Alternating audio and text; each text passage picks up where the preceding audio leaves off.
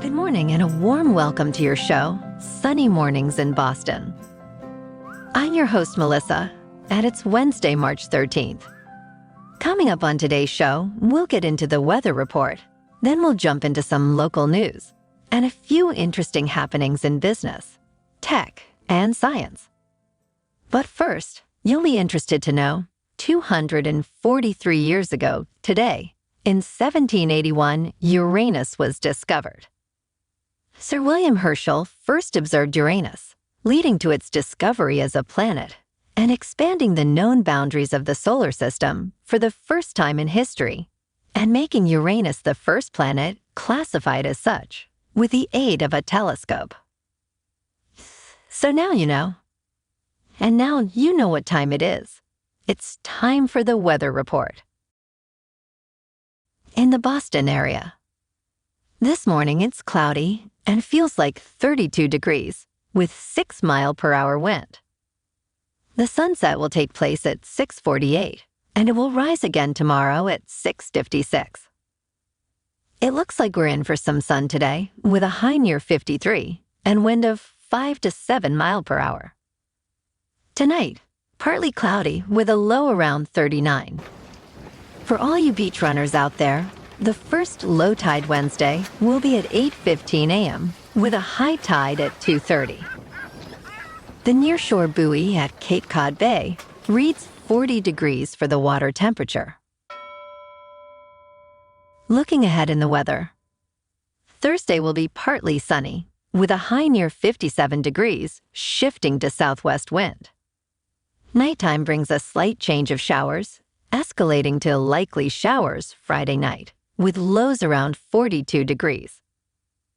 Showers might continue through the weekend, with mostly cloudy skies, and highs ranging from 48 to 54 degrees. Bonjour, food enthusiasts. This podcast is brought to you by Versailles Cafe and Pastries in Encinitas. Nestled on El Camino Real South, just north of Encinitas Boulevard, this cafe is a haven for culinary delights.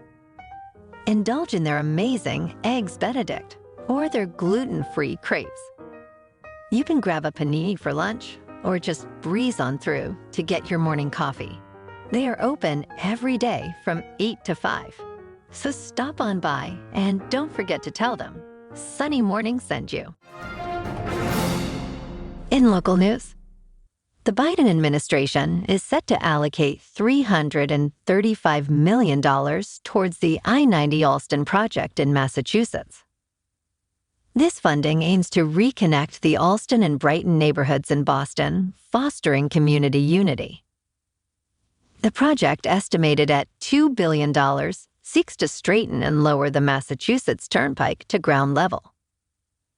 It promises to improve north-south connections and access to the Charles River, enhancing local connectivity. With this federal boost, the project must accelerate to meet a September 30th, 2026 obligation deadline. The funding plan includes contributions from the City of Boston, Harvard, and Boston University, totaling an additional $300 million. Construction is planned to start in 2027, with funding from state bonds, loans, toll funds, and the millionaire tax. This grant is part of the Neighborhood Access and Equity Grant Program, focusing on improving transportation access and walkability. This federal support marks a significant victory for the project, reflecting a collaborative effort to enhance community connectivity.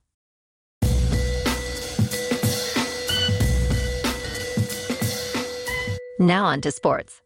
The Alpharetta Sports and Entertainment Group, led by Anson Carter, has officially requested the NHL to consider an expansion process for bringing a new franchise to the Atlanta area, aiming for the city's third NHL team. Atlanta has a history with the NHL, having been home to the Flames from 1972 to 1980, and the Thrashers from 1999 to 2011, with both teams eventually relocating. The proposed team would play in a new arena designed by Frank Gehry, part of a larger development at the North Point Mall site in Alpharetta.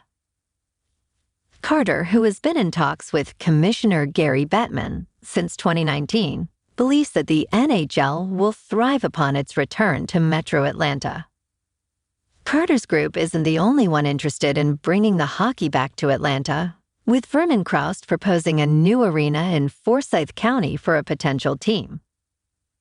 While the NHL has not prioritized expansion beyond its current 32 teams, interest from cities like Atlanta, Utah, and Houston suggests a growing appetite for new franchises.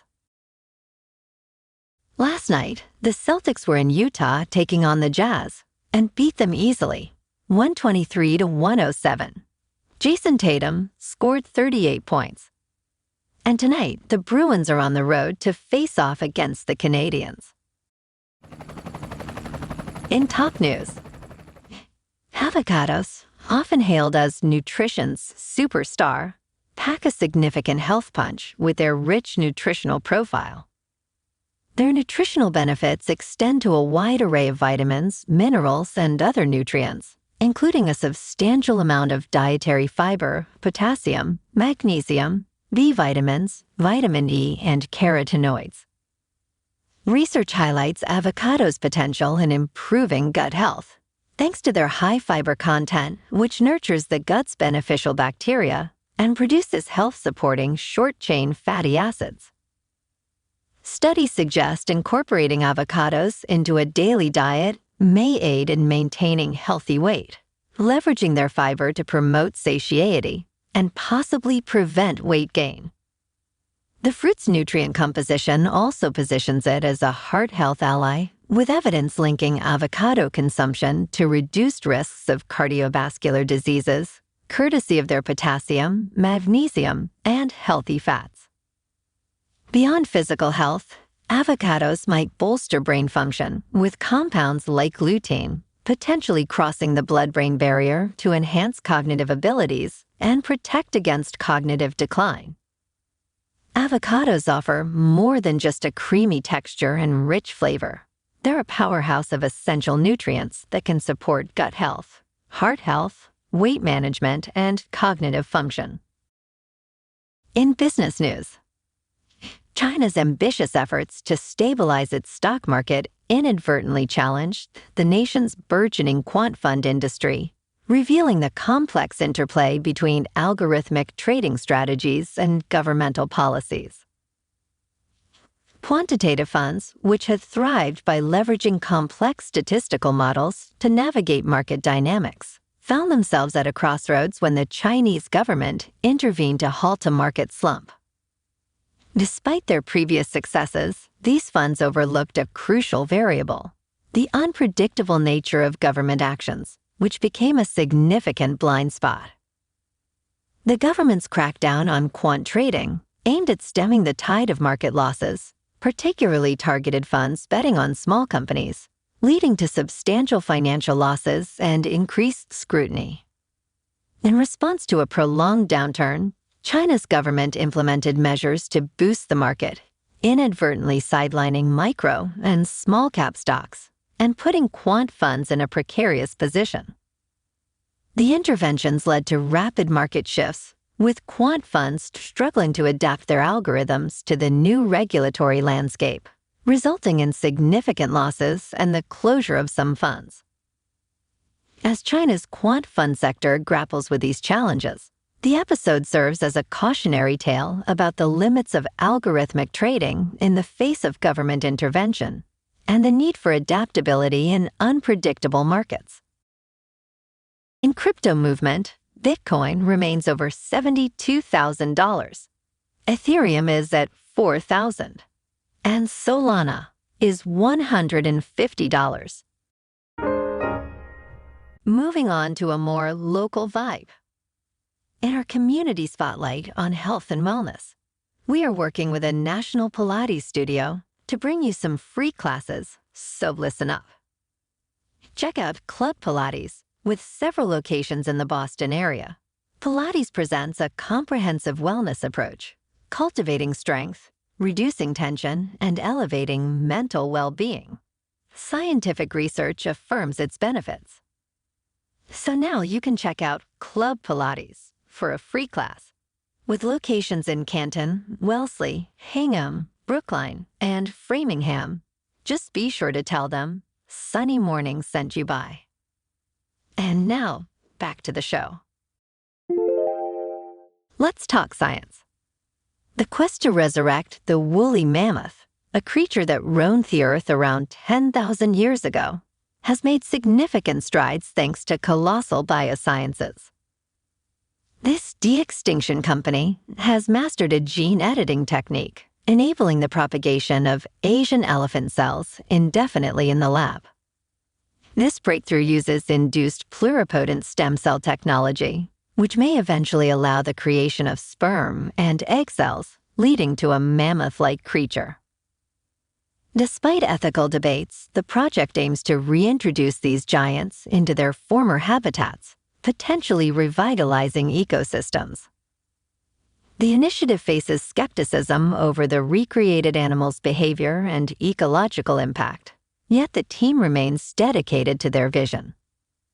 This ambitious endeavor illustrates the intersection of advanced science, conservation efforts, and the ethical considerations of de-extinction.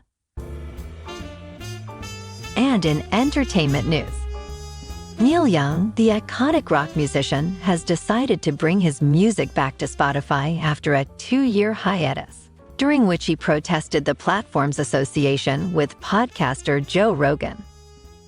Young initially pulled his music in opposition to Spotify's exclusive deal with Rogan, citing concerns over COVID-19 misinformation spread through the podcast. Rogan's podcast, known for its controversial content, recently expanded its distribution to include platforms like Apple, Amazon, and YouTube, following a new agreement with Spotify. In his return to Spotify, Young expresses a pragmatic stance, acknowledging the challenge of boycotting every service that carries Rogan's podcast due to the limited streaming options available for his music. He also reiterates his disappointment with Spotify's sound quality, hoping for improvements that would allow listeners to fully experience his music as intended. This move highlights the complexities artists face in balancing their principles with a desire to reach their audience in the digital age. Well, alrighty folks, it's time for the quote of the day. And today, we'll hear from an old friend who's been quiet for a while. Uh-oh, guess what day it is? Guess what day it is? Mike, what day is it, Mike? Hump day? And that's a wrap for this morning. Remember to stay tuned tomorrow for more news and updates. Have an amazing day, my good friends.